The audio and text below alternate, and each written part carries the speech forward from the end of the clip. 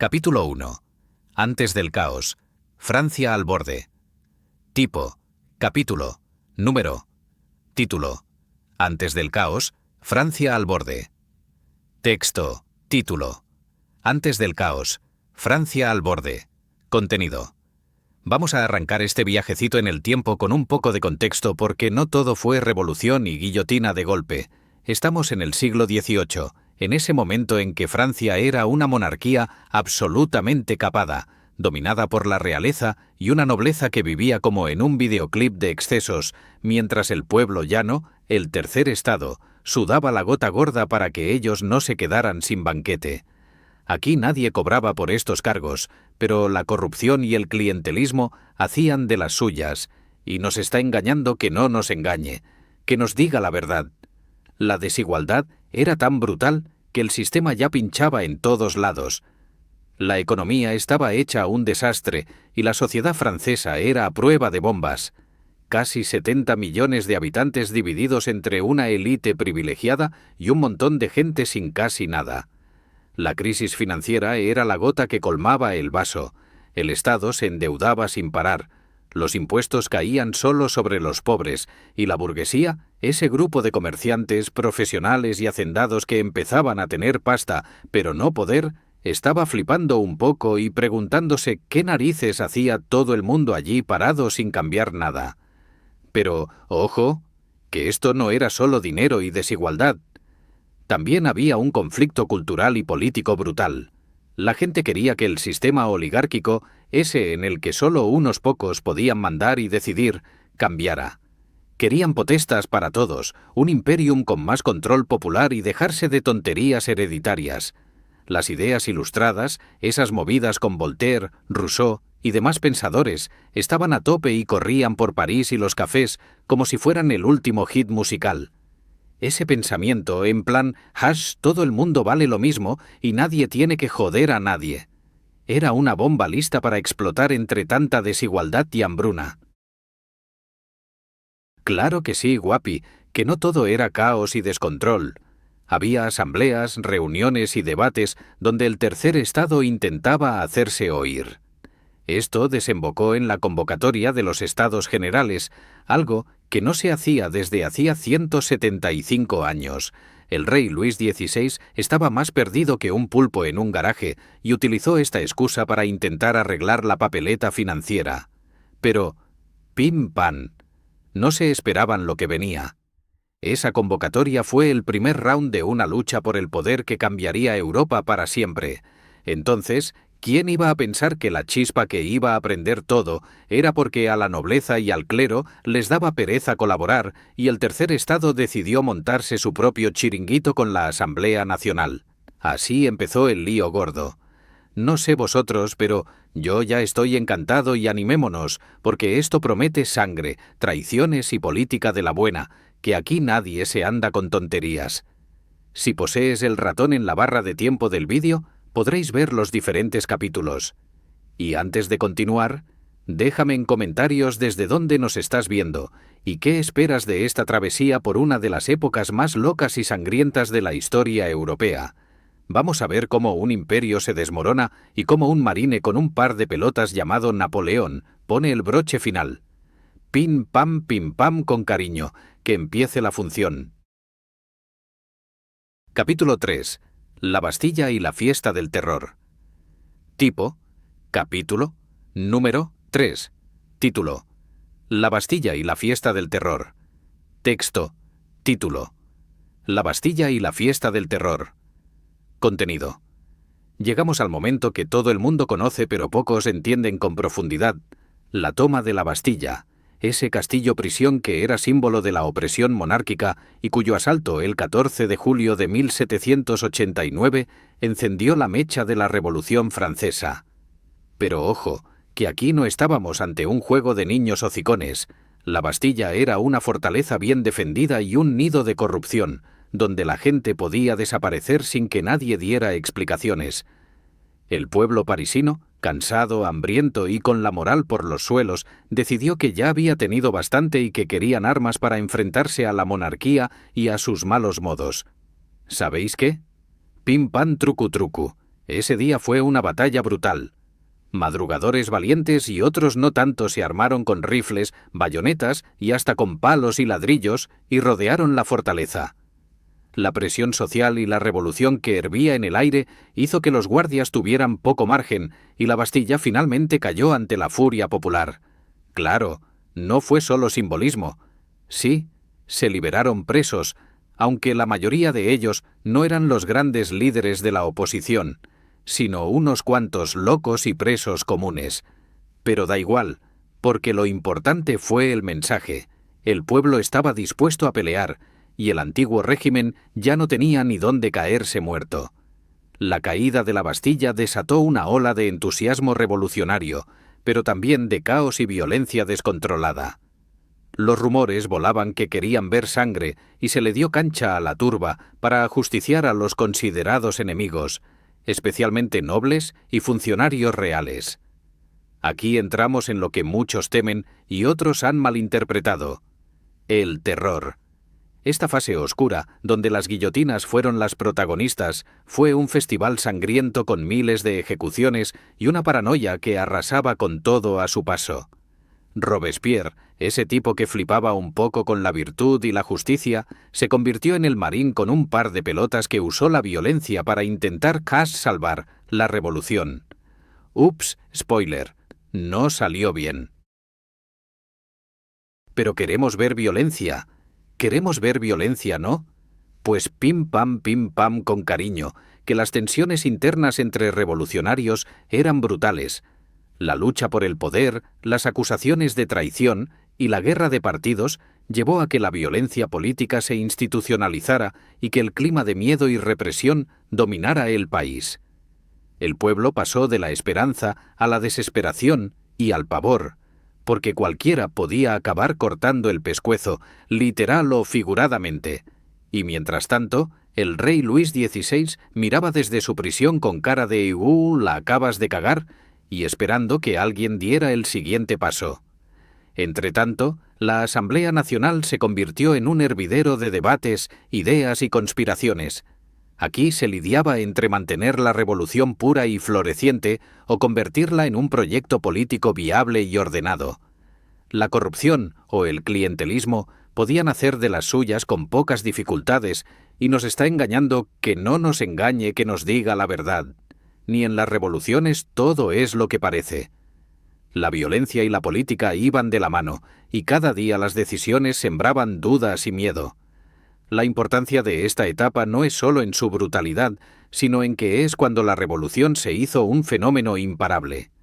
La gente entendió que ya nada sería igual, y se empezó a forjar la nueva Francia, aunque fuese a base de dolor, sangre y desilusiones. La Bastilla y el terror son símbolos, sí, pero también realidades complejas y oscuras que nos cuentan que las revoluciones son historias de humanos complicados, errores garrafales y decisiones bajo presión extrema. Así que hoy os he contado toda esta apasionante mezcla de esperanzas, violencia y locuras políticas que marcaron el primer gran auge y caída de la Revolución Francesa. Si os está gustando este viaje, no olvidéis que si poseéis el ratón en la barra de tiempo, podréis ver los diferentes capítulos y que en breve vendrá la parte donde os hablaré del funcionamiento de esta asamblea más en detalle. ¿Desde dónde me estáis viendo? Cuéntamelo en los comentarios, que esto se pone cada vez mejor. Os aviso que vienen spoilers de guillotinas, de traiciones Viking y del famoso termidorazo. ¡Hasta la próxima! Palabras. 970. Completado. True. Capítulo 4. Robespierre y el terror. Un pichabrava o un psicópata. Tipo. Capítulo. Número. Título. Robespierre y el terror. ¿Un pichabrava o un psicópata? Texto título. Robespierre y el terror. ¿Un pichabrava o un psicópata? Contenido. Llegamos a la que para muchos es la parte más intensa y dramática de toda la revolución. El reinado de terror encabezado por Maximilien Robespierre. Este tipo, un personaje que flipaba un poco con la justicia y la virtud, empezó siendo un orador brillante, un defensor del pueblo y un pichabrava que quería limpiar la corrupción y hacer de Francia un lugar donde el pueblo reinara de verdad. Pero ya sabéis que las revoluciones son muy de subidas y bajadas, y pronto Robespierre se encontró en el epicentro de una brutal purga con la guillotina como principal protagonista. Aquí os voy a contar quién era, qué hizo y por qué terminó cayendo al más puro estilo drama shakespeariano. Robespierre no era un loco suelto, sino un producto de su tiempo y su entorno. Afiliado al jacobinismo, ese club político que quería llevar la revolución a un nivel casi religioso, defendía la ja virtud y la igualdad, con discursos que te podían poner los pelos de punta, pero también el corazón en un puño. Su obsesión era que Francia se purificara de sus enemigos internos, los llamados contrarrevolucionarios, que eran todo lo que sabías que era peligroso si querías sobrevivir cuando volaba el cuchillo. Esta obsesión pronto supuso miles de ejecuciones que generarían pánico, odio y respeto, todo mezcladito como una receta explosiva. En nombre de la virtud, se implantó una policía secreta que chivaba, detenía y acusaba a todo aquel que oliera a traición. La paranoia creció como bola de nieve y la guillotina no paraba de funcionar, cortando más cabezas en París que en un episodio de Juego de Tronos. Los propios revolucionarios empezaron a temerse unos a otros y las purgas internas destrozaron amistades, familias y alianzas. Queremos ver violencia. Queremos ver violencia. Y aquí no falta. Desde campesinos hasta aristócratas, nadie estaba a salvo, y el terror se convirtió en sistema de gobierno. Capítulo 5. Danton, Marat y las luchas por el poder. Tipo. Capítulo. Número. Fin. Título. Danton, Marat y las luchas por el poder. Texto. Título. Danton, Marat y las luchas por el poder. Contenido. Vamos a adentrarnos en el culebrón político más grande de la Revolución Francesa, donde los egos, las traiciones y las estrategias valían más que la sangre derramada. Aquí no estamos hablando de simples peleas de bar. Esto era una auténtica guerra de titanes entre Danton, Marat y sus bandas, cada uno con su propio rollo y ambiciones para dar y regalar. Danton era ese tipo carismático, de verbo rápido, que parecía querer llevar la revolución con juerga, fiestas y ataques bien calculados, mientras que Marat, con ese rollito de periodista revolucionario badass, se dedicaba a calentar el ambiente con sus escritos incendiarios. Y, por supuesto, todo esto se mezclaba con la paranoia del momento, donde cualquier mirada sospechosa podía ser el principio del fin.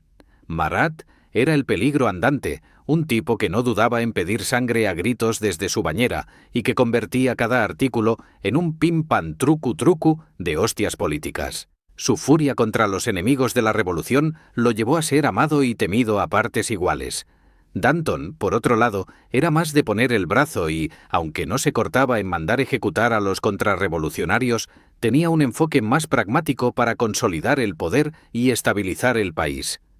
Esta tensión entre los dos genera un choque muy curioso, uno más radical y el otro con ganas de dar un poco de tregua, pero ambos dispuestos a pisar cabezas con tal de mantener la revolución en marcha. Pero aquí no acaba la cosa. Aparecen los girondinos y otros grupos que intentan frenar tanto fuego para no acabar con Francia en una pirueta hacia el abismo. La pelea era brutal, con sesiones parlamentarias a fuego vivo y acusaciones cruzadas que acabarían con ejecuciones y exilios. El caos era total y el pueblo empezaba a perder el nervio porque, claro, las palabras se traducían en muertes. Esta situación llevó a que la justicia revolucionaria se usara a capricho y los procesos se convirtieran en una cinta sin fin de juicios exprés y condenas a muerte. Si eres un pichabrava, o te quitas o te quitan, se podía leer en las calles, más o menos. Entre tanta lucha, Danton intentó tirar un poco de cordura y propuso algún tipo de freno a la locura del terror, pero en plena paranoia esto era como ir a una pelea de boxeo y pedir un abrazo.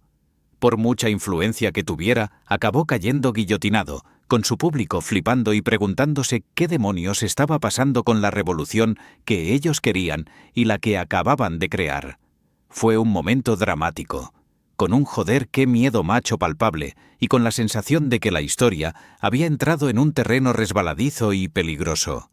Además, en esta época se empiezan a tomar medidas que hoy día podrían parecer surrealistas, pero que ilustran la locura del momento.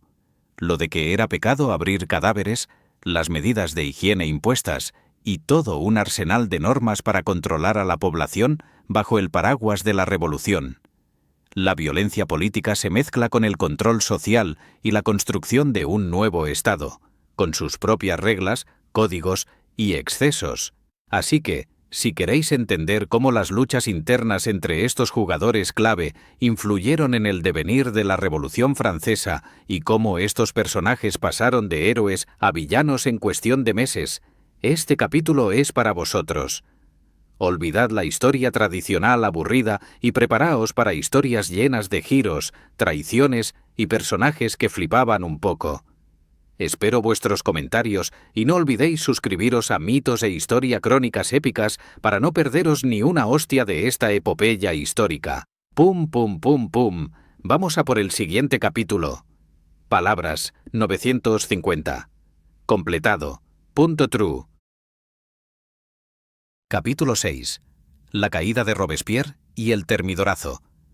Tipo. Capítulo. Número 6. Título. La caída de Robespierre y el Termidorazo. Texto. Título. La caída de Robespierre y el Termidorazo. Contenido. Bueno, aquí tenemos un giro que flipabas. La cosa ya estaba tan descontrolada que hasta los más acérrimos seguidores de Robespierre empezaron a pensar que el hombre se había salido de madre. El término «halpicha-bravach» se le queda corto. La paranoia estaba por las nubes y las cabezas rodaban con una velocidad que ni en las mejores películas de acción. Robespierre, obsesionado con su visión de la virtud y la pureza revolucionaria, decidió que nadie, ni siquiera sus amigos, se podían fiar demasiado. Esto hizo que se ganara muchos enemigos poderosos y, claro, esos no se andan con chiquitas. El 30 de julio de 1791, conocido como el Día del Termidor, Robespierre fue arrestado tras un golpe en la Asamblea. La escena fue pura tensión, con un puñado de diputados cansados de su tiranía y su discurso apocalíptico. Lo que siguió fue la ejecución de Robespierre y sus acólitos al día siguiente, una guillotina pim-pam que no perdona y que ponía fin a una era de terror. Este desenlace reflejó no solo la caída de un dictador, sino el fin de la fase más sangrienta y extremista de la revolución. La fiesta violenta tuvo que parar, aunque las heridas dejarían cicatrices profundas. Pero no os penséis que todo se fue a la mierda de golpe y ya. El Termidor fue solo el comienzo de un periodo tan convulso como el de Robespierre, pero con menos cabezas volando y más juegos de poder y corrupción. El Directorio, que surgió después, intentó devolverle estabilidad a Francia, pero más bien parecía un quita y pon con golpes de Estado y múltiples crisis.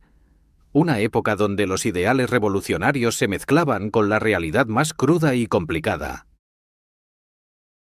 Y aquí viene lo bestia. La época del Termidor y el Directorio marca el punto en el que la revolución empieza a perder su rumbo original, y vemos cómo los héroes del principio se convierten en políticos astutos o en simples farsantes con ganas de mandar. El mito de la Revolución Popular empieza a desdibujarse, y esto nos deja con la pregunta de ¿qué queda cuando la sangre se seca y solo quedan las sombras y los recuerdos? Así que en este capítulo exploramos no solo la caída de Robespierre, sino qué supuso esta etapa para Francia y para la historia mundial. Veremos cómo las heridas del terror marcaron generaciones y cómo en esta realidad paralela Napoleón empezó a asomar la cabeza para cerrar este lío con un traca final que ya todos conocemos. Queridos oyentes, no os mováis porque esto está a punto de ponerse todavía más potente. Recordad que podéis dejar vuestras impresiones en los comentarios y suscribiros a Mitos e Historia Crónicas Épicas para ser parte de esta aventura histórica llena de emoción, ironía y, claro, pim pam con cariño. Palabras 900. Completado. True. Capítulo 7. El Directorio. Entre el caos y la esperanza. Tipo. Capítulo. Número 7. Título. El Directorio. Entre el caos y la esperanza. Texto. Título. El directorio. Entre el caos y la esperanza. Contenido. Después de la caída de Robespierre, Francia intentó coger aire con una especie de gobierno intermedio llamado el Directorio. Pero no os penséis que fue un paraíso de paz, ni mucho menos. Era más bien una mezcla entre venga, intentemos no liarla más y intente a ver quién aguanta mejor el caos. Este nuevo sistema era una suerte de oligárquico, donde 5 personas compartían el poder ejecutivo, pero ninguno cobraba por estos cargos porque, ya sabéis, crisis y todo eso. Así que imaginaos el nivel de motivación y coordinación que tenían los tíos. Pim pam, un lío gordo para tomar decisiones y con una corrupción rampante que hacía que algunos pensaran que la revolución había comprado nuevas ropas de pobreza. La política en el directorio era pelucona, con caballos desbocados y un sinfín de golpes de Estado, unos contra otros. Los jacobinos sobrevivientes seguían dando guerra y los realistas callaban, pero cuchicheaban. La crisis económica seguía ahí, con inflación, hambre y descontento social. Así que la estabilidad era una utopía y la violencia no desapareció, simplemente adoptó formas más solapadas. Las revueltas populares y la represión estatal eran el pan de cada día. Los ciudadanos ya estaban cansados, y eso se notaba en las calles más que en las urnas porque, spoiler, las elecciones no eran precisamente limpias. Y ojo al dato, que en medio de todo este desgobierno y desbarajuste apareció un chaval con más ambición que cabeza llamado Napoleón Bonaparte, este pichabrava, un oficial del ejército con un par de ideas claras y una paciencia poderosa, vio en el directorio una oportunidad. No es que el sistema fuera un desastre para Francia, es que Napoleón era el tipo que podía meter orden a su manera, a base de cañón, estrategia y carisma. Paso a paso iba escalando escalones, envolviendo a los demás en un juego político que terminó con un golpe de Estado más listo que el hambre, y en poco tiempo se convirtió en la figura que pondría punto y final a la Revolución Francesa con su toque personal. Lo interesante de esta etapa es que nos muestra que después de cada revolución siempre llega un momento en que alguien que controla el ejército puede decir: «Vale, ya basta, aquí mando yo». Y Napoleón no fue solo un general, sino un símbolo de cómo las esperanzas y los ideales de la revolución podían virar hacia un régimen autoritario, sin renunciar a todo lo que se había luchado. La historia no es una línea recta, sino un carrusel de avances y retrocesos, y este capítulo nos sumerge en esa montaña rusa. Pero claro que sí, guapi, que no todo fueron malas noticias. Algunos avances sociales y administrativos se conservaron, y Napoleón introdujo reformas que influyeron en toda Europa. Vamos a verlo todo desde cerca, con el humor ácido y la energía de siempre, porque esto es un documental para aprender, flipar y pasar un buen rato. ¿Qué opináis vosotros de esta mezcla entre caos y esperanza? Cuéntamelo en los comentarios y no os olvidéis de seguir el canal Mitos e Historia Crónicas Épicas, porque el próximo capítulo promete mucha acción y política pesada. Pim pam, con cariño, seguimos adelante. Palabras. 900. Completado. Punto true. Capítulo 8. Napoleón y el fin de la revolución. El imperio en ascenso. Aquí estamos, en el gran final que flipaba a todo el mundo. La llegada de Napoleón Bonaparte y cómo este tipo con más ambición que cabeza cambió el rumbo de Europa y puso punto y final a la Revolución Francesa. Después de años de caos, sangre, guillotinas y líos de patio, Napoleón vio la oportunidad perfecta para coger las riendas y hacer que la cosa funcionara a su manera. No os voy a mentir, este tipo era un pichabrava de manual. Inteligente, carismático, militar y con una visión que iba más allá de la política del momento. Napoleón aprovechó la inestabilidad del directorio y, con golpe de Estado incluido, se convirtió en el hombre fuerte que Francia necesitaba, o al menos eso parecía. No solo eso, sino que expandió la influencia francesa por Europa con estrategias que aún se estudian en las academias militares. Pero ojo, que no todo fueron flores y laureles. Su ascenso significó también el fin de muchas de las libertades que la revolución había prometido. La república dio paso al imperio, y la guillotina, aunque abandonada, dejó cicatrices profundas. Este capítulo no es solo un repaso a sus campañas y conquistas, sino a cómo Napoleón reinventó a Francia y Europa, mezclando idealismo revolucionario con autoritarismo y culto a la personalidad. Nos metemos en su personalidad compleja, sus éxitos y fracasos, su impacto histórico y cómo su legado todavía genera debate. ¿Fue Napoleón el verdadero héroe que salvó a Francia o un déspota que traicionó la revolución? Aquí no tomamos partido, solo os lo contamos con ese toque humorístico y dramático que tanto mola. Si pensáis que la historia terminaba con la caída de la monarquía, os equivocáis. Aquí es donde empieza la epopeya que marcaría siglos y que nos lleva de las calles húmedas de París a las conquistas continentales y a un hombre que, con un par de pelotas, consiguió que Europa girara como un baile frenético y peligroso.